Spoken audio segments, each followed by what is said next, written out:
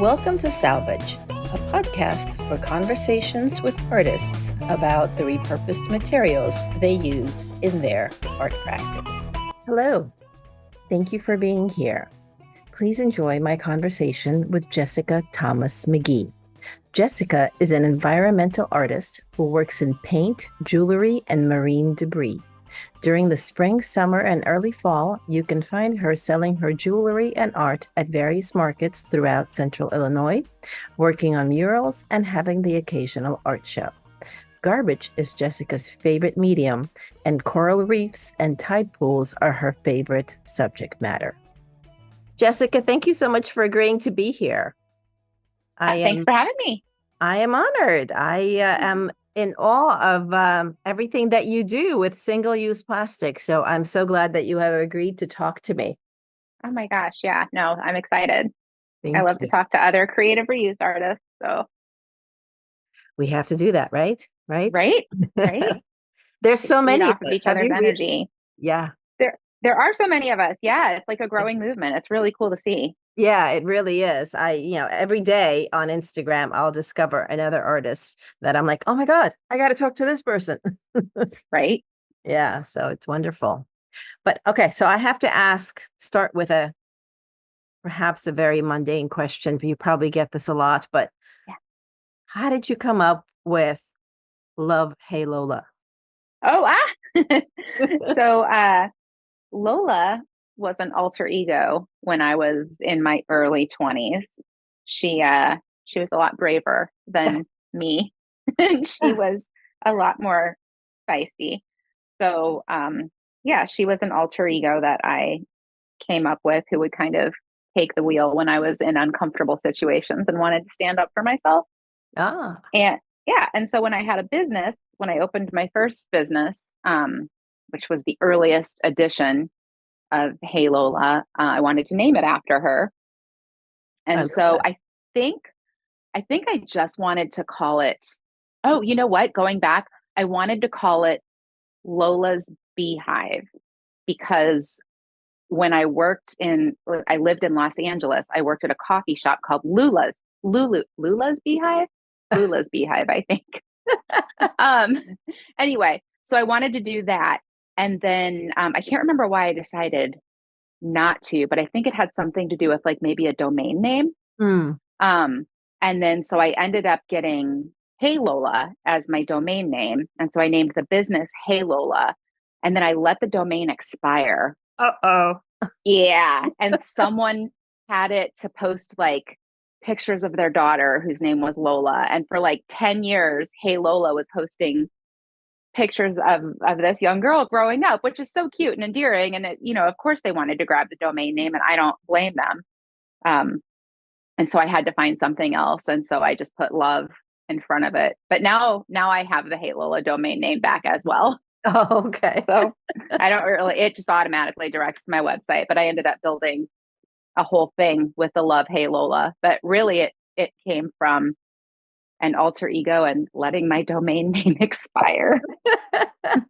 I love it. Maybe I should invent an alter ego. Yeah. There's something to think about. She was very helpful in my younger years. That's awesome. And how did you start on art in general? Like, did you go to art, and did you do art in school? Did you do art since you were a little kid? How did you get to art? We'll get to the trash. Let's start with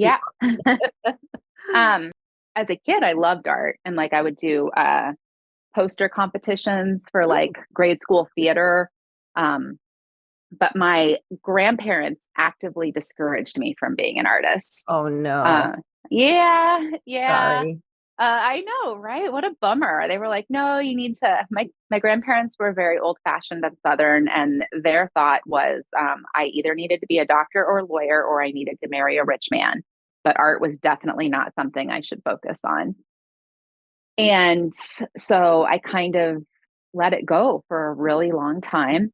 And then in my late 20s, I think I was working I was a bartender, and I would kind of dabble in art. And the bar owner asked me to paint something in the style of Picasso. And yeah, so I ended up, and I really got back into painting. I ended up doing a whole art show, and that kind of just launched me full force back into being an artist. So I was definitely a painter for a while, but not really professionally. And then, given that I had that bar history, um, my husband and I ended up opening a bar together, Oh, and I painted lots of murals on the walls of our bar, which resulted in people asking me to do murals for them. And then I ended up being a paid muralist for a that's while. And awesome. there's lots of like in between in there. I went to school for biology in there, so that's really connects me with the like nature and science aspect. Mhm. I did take one drawing class, which taught me to pay attention to light and shadow, which I think was hugely important. Mhm. Um, but definitely not like a linear, like a straight line to being an artist. It was like artist, not allowed to be an art or not encouraged to be an artist, science, bars, Right. like all sorts of things. Yeah. But yeah, I think it's always been in my like bones. Yeah. That's awesome. I think that Yeah. none of us really travel a straight line. I think it's sort of, like this. Yeah. Yeah. I feel like that when people are Swirling like, well, around. yeah. Well, because I feel like a lot of people are like, well, how do I do what you do? How do I do this? I'm like, I don't know. Like, there's not a direct path No. to, because everything that I did that wasn't art contributes to the art. Of course. Of course. So, Yeah. yeah. Wow. So what started you did you start making art from trash first, or did you start making jewelry from trash first? So, weirdly enough, so I went to a community college to get my associates in biology. And I was like 33 when I went back to college. And I was in the Student Association for the Environment, and I was the president. So, and I'd actually kind of forgotten about that, but that I've always had this like real desire to be a person who cares Mm-hmm. for the environment. So that was already there. Um, and around that time, I had a store on Etsy, and I was doing a lot of like revamped vintage jewelry. And so I Oh, was taking old jewelry apart and making new jewelry. And I think there was like a trend for that at the time. mhm. So I had already done that sort of thing. And then I kind of got away from it. And then really was doing like the murals and the painted artwork.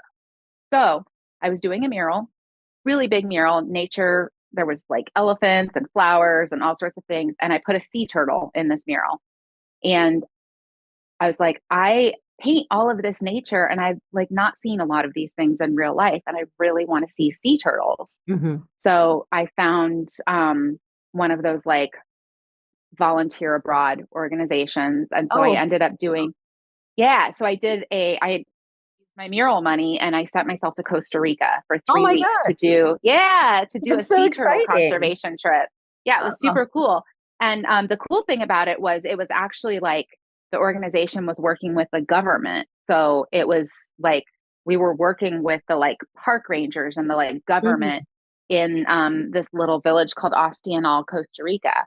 And they are the host to a natural phenomenon called an aribata. And an aribata is a mass nesting event of sea turtles. Oh, So it's hundreds of thousands of sea turtles coming ashore at once to oh my nest. God. And I was only going for 3 weeks. It's not super predictable as to when they'll come. It's like every like 4 to 6 weeks somewhere in there. Like it's kind of monthly during the nesting season, but there's no guarantee. They just start showing up.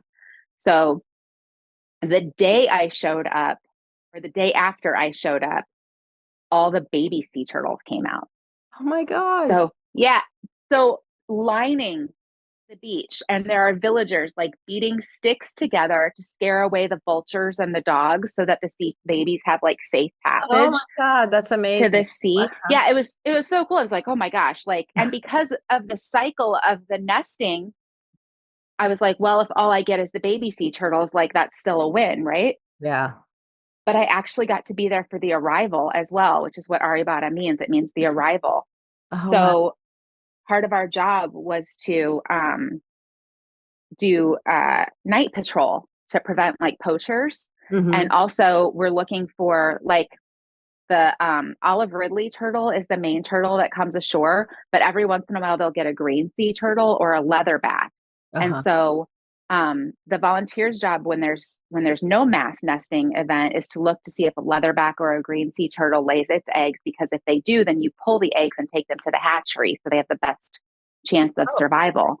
But then during the aribata, therefore, you are measuring nest depth, you're counting eggs, you're tagging turtles, you're measuring shells. And there are so many turtles coming on the beach. I'm like not kidding. You're walking like this to get over the turtles, and you have to have red flashlights because they can't see red light.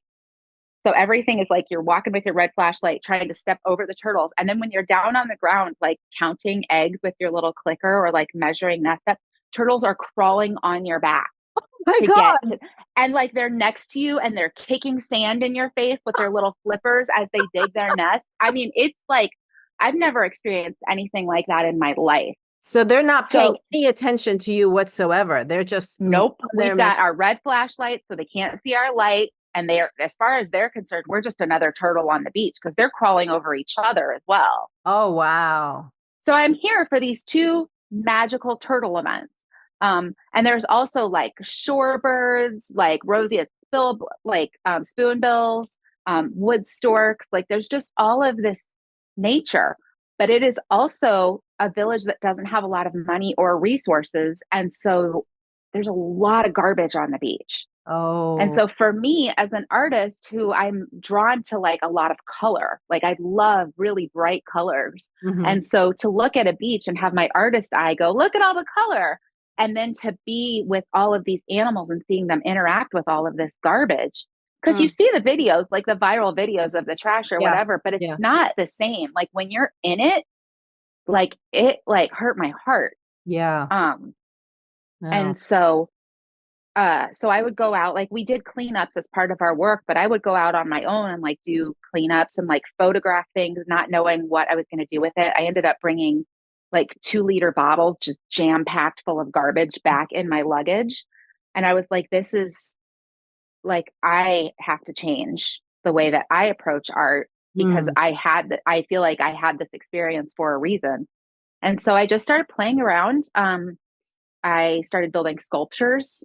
Like I wanted to mimic the idea of a coral reef. I wasn't trying to like replicate coral reefs exactly. I just wanted to mimic the idea. And so just kind of just started putting things together, shared it online, started to get asked to speak at a lot of schools, like Oh. libraries and things like that. And I did all that for free, Mm-hmm. which I'm like, okay, so I still need to make money off of my art, if for anything. And at that point, like making a living as an artist was still kind of a pipe dream for me. But I was like, I at least need to be able to like pay for my own supplies. Yeah.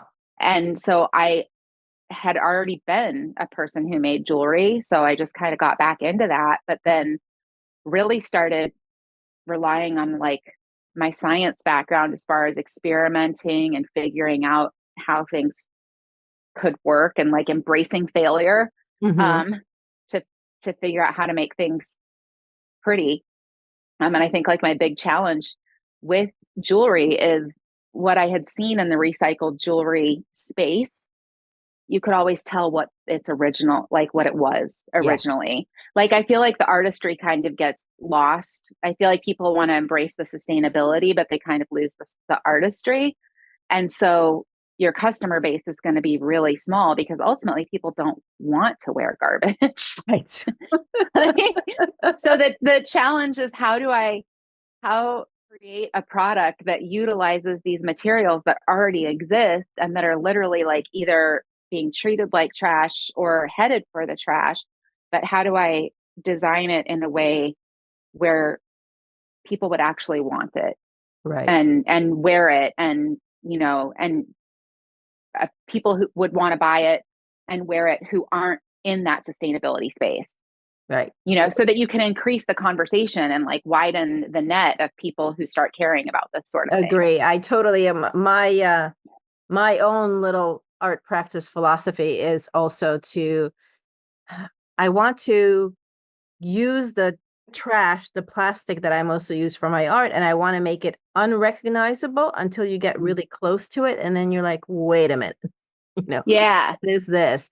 And to me, that also makes the invisible visible, I think, because you don't even think about it. And then when you realize what it is, it opens up a whole world and a whole new conversation.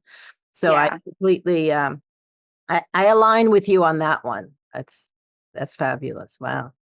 You started experimenting with the trash that you brought back from Costa Rica, or Hmm. Yeah. Yeah. The first necklace I ever made, which I still have, is two pieces of plastic that I picked up in Costa Rica. I still have a big bucket of plastic that I brought back from Costa Rica. But the first necklace that I ever made um, was from stuff that I found in Costa Rica. And then I think initially I was very much like, it has to be ocean plastic Mm, because, people really, they understand the story of ocean plastic. But the more I started thinking about it, the more I was like, but we have so much plastic that's headed that way. It just hasn't reached the ocean yet. yeah. And so, especially because even though I spend a lot of time by the ocean, um, I live in the Midwest. So how can I connect that for people who live here? Hmm. And so that's when I started looking at other objects around me. And I think like one of the things that I'm best known for is that I turn straws into flowers because I have access to a lot of straws. They're Yeah, and you everywhere do a here. fabulous job. I'm wearing some earrings of Are yours you? right now. Oh, you. The first beaded hoops that I Oh, ever made. And it's so funny to like feel these now because they're so much smaller than I do, and the like metal is different. But I oh, mean, this is like, gosh, several years in. Oh, I so yeah, I bet your way of making your jewelry has evolved quite a bit as you oh discover yeah, a better way of doing it, just like anything, yeah, right? So, yeah, yeah. It's always. I think I'm always trying to do better, like mhm. in terms of design and sustainability. So, so yeah, it always evolves. It always changes. And I mean, like I said, these are some of the first earrings that I ever made. And we still make beads like this, like the little disc beads. But once my jewelry started selling really well, one of the big changes that we made was, and I say we because now I have a staff, which is awesome. Yeah. Um, but was switching to a higher quality metal. Ah, And that was important for two reasons. One, for sustainability, higher quality metal, it's going to last longer, people are going to care for it more. But also the other thing was being able to charge the prices that are respectful to the value of my labor. yeah. And so I think people are more willing to pay for your labor in a product when even the metal quality is higher. Oh, there, definitely. Yeah. there's a perception there. Like as soon as you say, well, it's sterling or gold filled, like I know I'm doing it for sustainability, but I'm also doing it so that your perception of my value is Right. higher. And so you don't argue with it as Right. much Well, and because I think also that's important. I think it is important, but also I think there's a lot of people, and I'm one of those, although it's not so hard. Like my mother has allergies to most metals. So she Yeah. can only wear certain metals. I think for her it's only gold. I can wear silver as well, but it can't be, I don't even know what it's called, but I've gotten some earrings that were some very cheap, I don't even know. Aluminum is it? I don't know what they're made of, but it wasn't silver, and my ears swelled up. Like, Yeah, it's yeah. well, and yeah, there's the allergy issue, but I think like a lot of, especially artists, because when we're starting out, we just don't have a lot of money. No, And yeah, so we're heading to the local craft store and we're just getting whatever is there. We don't have the luxury of being able to to work with a higher quality product yeah, or to offer our customers that. So, yeah, so when I was able to afford that, I spent a lot of time looking for metalsmiths that like that worked in a way that I appreciated and valued. Like our primary supplier of our metal supplies is in the United States, and it's a small business, and it's owned by a woman, and she's super transparent in her where her materials come from, oh, where that's they're awesome. made. Yeah. And so, but that's a luxury, Yeah, like when you're just starting out as like the starving artist, you don't have the luxury to have those higher quality materials. But absolutely. that was important to me once I could afford it. Yeah, no, that's great to know. I remember meeting a jewelry artist quite a few years back, and she wasn't using any repurposed materials, but I remember her telling me that the metals she was using were somehow either collected or sourced somehow, and they were very sustainable the way she was using. She was making um all her jewelry was completely metal. I think she had some precious stones or something, but she was very Okay. concerned where that metal came from. Yeah. That's Yeah. It's fascinating. important to like be able to follow your supply chain if you Yeah, can. But again, that is, a luxury. And I think that's always important to rather than like being like, well, why don't you do better to understand that it's a luxury. Like you get yeah, we can't all afford to be like perfect environmentalists. right. Yeah, no, we definitely cannot. The plastic trash for your jewelry, is that Yeah. mostly come from your cleanups? It is initially it was all cleanup stuff. Now it's a combination of cleanup stuff and donations Mhm. because now I have a pretty big audience. And so, and I have this network of people locally. And so everybody knows what I do. And so when they come across something where they're like, well, this seems like interesting, but I don't want to throw it away, then they'll reach out to me. And Mhm, that's an opportunity. Like if I can't take it, maybe I can tell them where it could go to like mhm. enjoy its next life. Um, but the majority of what I find on cleanups, especially in the Midwest, is it has to be thrown away. Oh, Because people really? are like, oh, I can't believe you find so much stuff. Well, I mean, look at all of my cleanups together. If my cleanup pile was this big, this is what I could keep. That's Oh, colorful. so But what I do do you enough. mostly find? Well, I moved my studio into a neighborhood. I very intentionally moved my studio into a neighborhood where I am next door to a liquor store and across the street from a gas station. So, and I was intentional about that because there's a lot of garbage that gets collected in that neighborhood. There's also a lot of people who are unhoused that are in that Mm, neighborhood, and I am the co-founder of a nonprofit that works with unhoused people, and so me wow. being in that neighborhood is very important. But that neighborhood accumulates a lot of trash.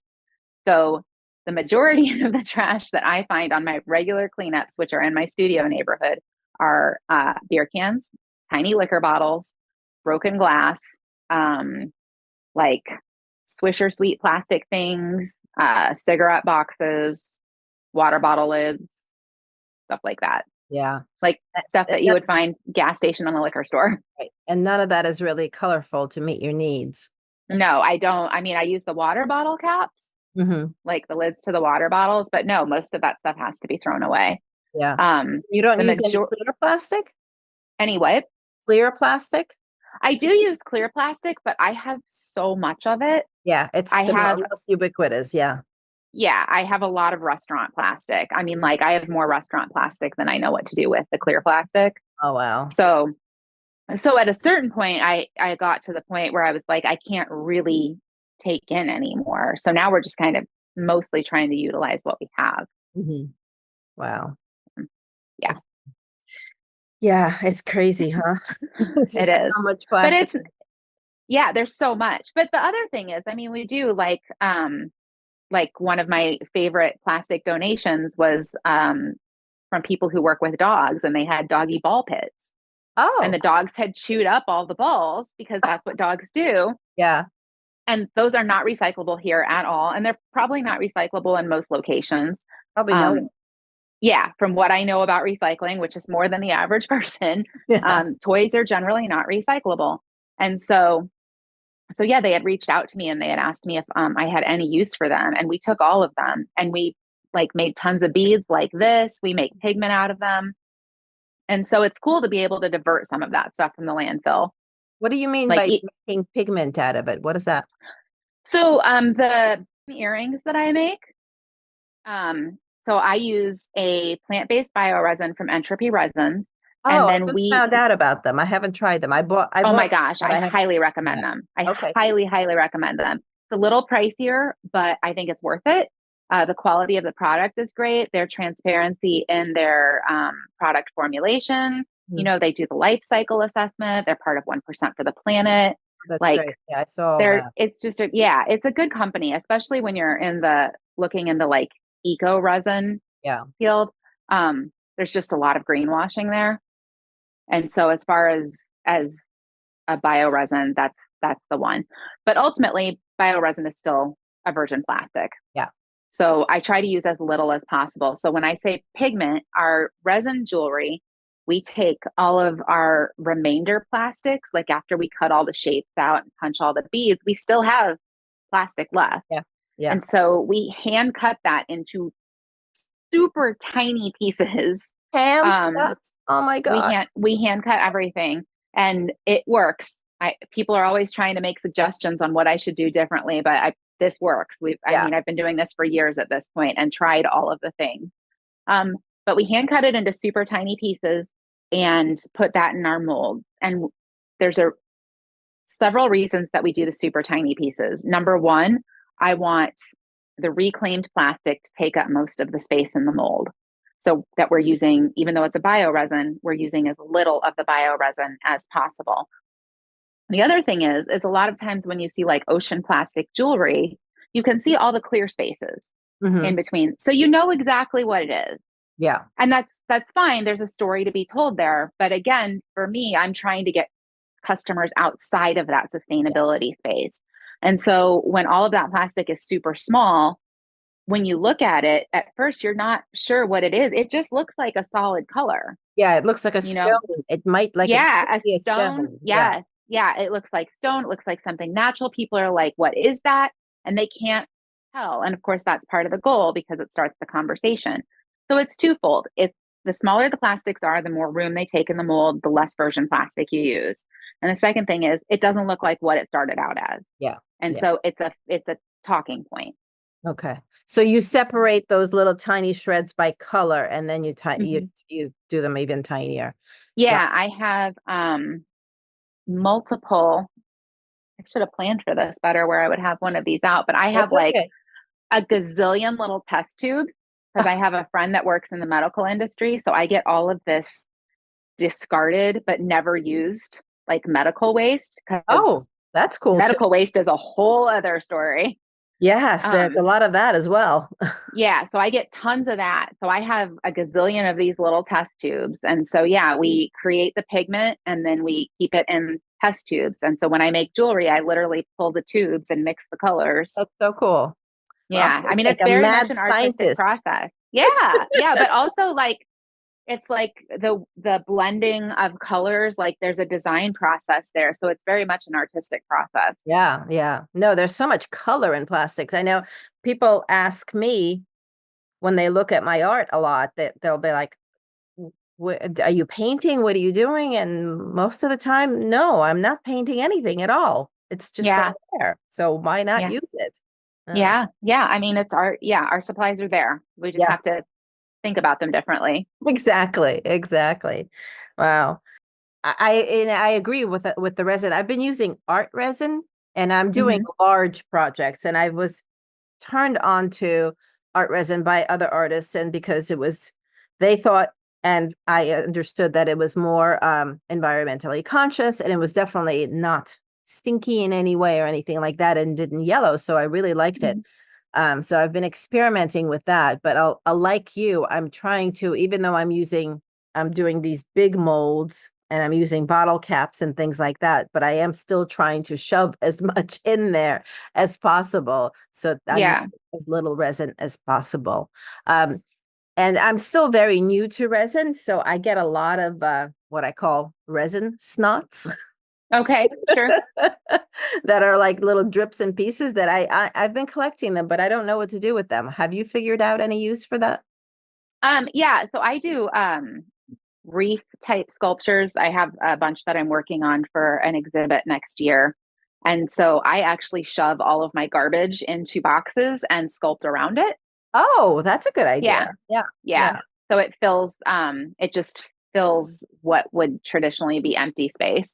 yeah. No, I should have thought about that because I have a whole little installation that I made from empty milk containers Hmm. and liquid containers, because those are not really recyclable either because they're lined with plastic. And I Yeah. had shoved my scraps from in there. So, okay, now I'll shove resin knots in there too. I shove everything in there. I have I also have I use pipettes, which I also get from the medical waste stuff. So I have all of these plastic pipettes. And so I actually took a bunch of those and I cut the ends off and I use those as stirrers to stir another round of resin. Uh-huh. And then I'm using the bulb parts in that sculpture, the exhibit that I'm doing next year. So That's so try to cool. find a use for all of it. But the scraps that I can't figure out what to do with end up just going in these boxes and then I build around them. Yeah, no, that's a great idea. So the sculpture that you're building, is it all plastic as well?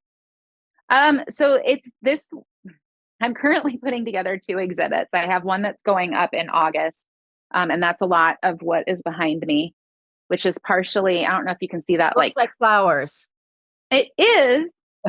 Oh, I think I saw this on your Instagram. Yeah. So I have a bunch of these. So this is the outside of the bottle cap, Oh, okay. It's like the rim of and the then it's, bottle cap, and yeah, they're and all they're all strung tied together. together with it's old wire. Oh, okay. So it's all reclaimed stuff. And then the flowers use that same wire for their stems. And then it's all reclaimed paper. And Okay. so all of the flowers behind me are going on exhibit. And I don't know if you can see that there's a no trespassing sign on. No, I can't see it, but It's it is keep getting up. I have so much going on. Um, so this exhibit, it is a community garden exhibit. There used to be a community garden across the street from the studio that I am in now. uh-huh. And the city raised it because cities do what cities are going to do. Oh, Um, our suspicion is that they raised it because there were too many people hanging out in the garden ah, and utilizing it. So they bulldozed the garden to the ground, and they told us it's because there was another business going there, and there was this going there, and there was that going there. So that the garden was torn down in 2020. My studio is now across the street from that garden. And there's a no trespassing sign, which has now been there for 4 years. There is nothing there. no. Now people just hang out in the doorways or the parking lot. They didn't change anything Right. by bulldozing the garden. All Just they did took was away take where something they could away. hang. Yeah. They took something beautiful away in the middle of COVID, Yeah. saying like like they said that the garden was like not being tended to properly in the middle of a pandemic, which Yeah. we weren't supposed to gather. Right. So Ugh. all of that, it was just really interesting because I was one of the people that built the garden. Oh, Um, yeah. And so, oh, sorry. yeah, it was heartbreaking. So I was one of the people that built the garden because the studio that I'm in now, I used to own a bar in that same building. Interesting to be in that same neighborhood across the street from an empty lot where there used to be this beautiful garden, and to see that all of the problems that they thought they were solving by tearing the garden down are not only still there, but worse. Oh, yeah. So it does utilize a lot of plastic. So Mhm. it's got all of these things with blooms coming out of them. Um, and then I just photographed the no trespassing sign in like a dozen different ways. Ah, And I'm just building the garden around these signs. So it utilizes the stick, but it also is telling the story of this. I don't even know what it is, just the way the world works in right. So where is this this exhibit going? destruction. Is it going to where the garden is? Or what? No, this exhibit is going to a college that's about 30 minutes away. It's going Oh, to the college gallery. So it's okay. an installation. So it will basically be an overgrown area, but it's all reclaimed items that are plastic, paper, and wire. What? So it's my work, which is reclaimed and creative reuse, but my work is also very closely tied to my mental health and the work that I do with the community. And so it kind of just ties all of those things together. Yeah, I love that. That's going to Yeah. be exciting. I Yeah. wish And I wonder Oh, if go you ahead. could put, so I wonder if you could get a QR code about that exhibit and make it on a sticker and stick that sticker on the do not trespass sign at the garden. It's a little bit weird because I rent the space that I'm in now, and Oh, I have specifically been asked not to make waves because I'm a wave maker. oh. I'm a wave maker, and I have been asked to not make waves, and so it's one of the reasons that out of the two exhibits that I'm putting together right now, I'm keeping the ocean themed one local, and I'm taking the garden 30 minutes away, Got it. Got it. so as not to ruffle any feathers because it could potentially put my landlord in an uncomfortable Yeah. position. And I'm trying to be respectful of the politics that affect his business because Yeah. he's got No. other businesses. Yeah. It's No, a it makes, delicate balance. yeah. Yeah. It always is. Wow. Yeah. So, and then you're doing an ocean themed exhibit for next year, you said? Yeah. And so that one will be where the reefs and the sculptures where I'm building around the garbage. That's where that one will be. And that will include um a lot of plastic and a lot of paper and a variety of things. And where will It that is be? That is going to be here in Peoria, and that will be at our public library gallery. Oh, that's awesome. Yeah, yeah, I'm excited. That one I have big plans for. I'm not sure. I'm not sure how the space that I'm going to in a couple months is small, so it's going to be really easy to fill it. The space next year, I've done an exhibit there before, so I know the space. It's big, and I would really love to make it very immersive. Yeah. But it's hard because my jewelry is my bread and butter, and I have like staff to pay and rent and all that stuff, and this installation, payment doesn't normally, it's not a lot. I don't get paid a Oh, lot for this type of art. I love it. I'm like, I love it, but I don't yeah. get paid a lot for it. Yeah. I understand. It's hard to do everything that we want to do, right? I know, like, why can't people just give me money and let me do it? I know, really. Yeah. We know what's next for you in these installations, but what's like the next thing that you want to experiment with in your jewelry? I'm not sure, honestly. Like, I really um obviously, like, I love doing the floral stuff.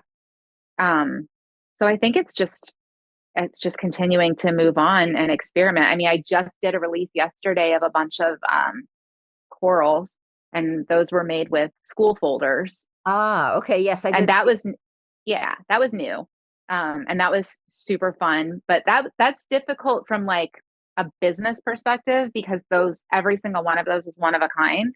Mm, And doing a bunch of one of a kind pieces is time consuming, I doesn't would it's time consuming, and it like also takes up time when you're thinking about like website listings and photography and all of that. Because I don't mind making 40 one of a kind pieces, but then on the admin side, it's yeah. also more expensive to put out. Yeah. So You have to it's photograph each one individually.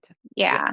yeah, yeah, and make an individual listing for each thing. And so we're really trying these past couple of years, especially because I went through a bout with breast cancer and had to really learn how to rebuild my business in a way where it was economically sustainable. Mhm. And that's been a process. You have to make some compromises. I can't just go out here and make 20 pieces of one of a kind art and make a living. Yeah, no, it's not easy, this making a living Yeah, as an artist thing. It's not it's easy. real hard. It's Yeah. really hard. Oh, So wow. yeah, so I don't even know what's next. I think continuing to learn how to be a better business person. I think that's really important. So that I can continue to make art and, um, Ever done anything with, business mentors? There's so many artists. a li- yeah, a little bit. I just actually met with a local business incubator, Mm, and they gave me some advice. Unfortunately, like some of the directions that they sent me in also required shelling out like thousands and thousands of dollars, and I'm not there yet. yeah. So yeah, it's hard because I think a lot of people.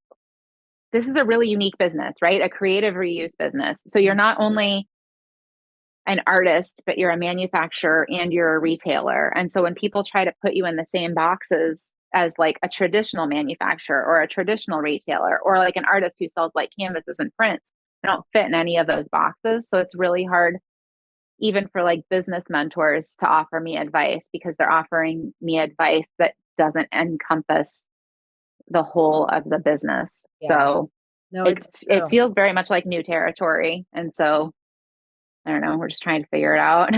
Yeah. No, I have found the same thing. I've over the years have worked with this business coach, that business coach, and I try to mostly stick to business coaches that are geared to art.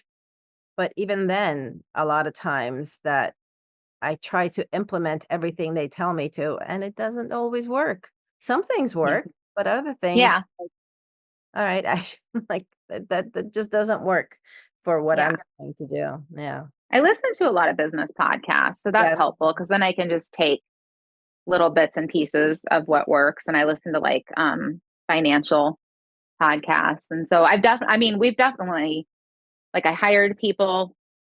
There are things that they do that are so helpful for the business. So we've definitely grown and gotten better. That's great. How many employees do you have?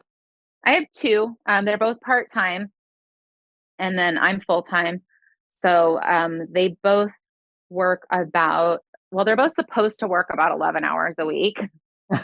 And but I'm very fortunate that they both really like working there.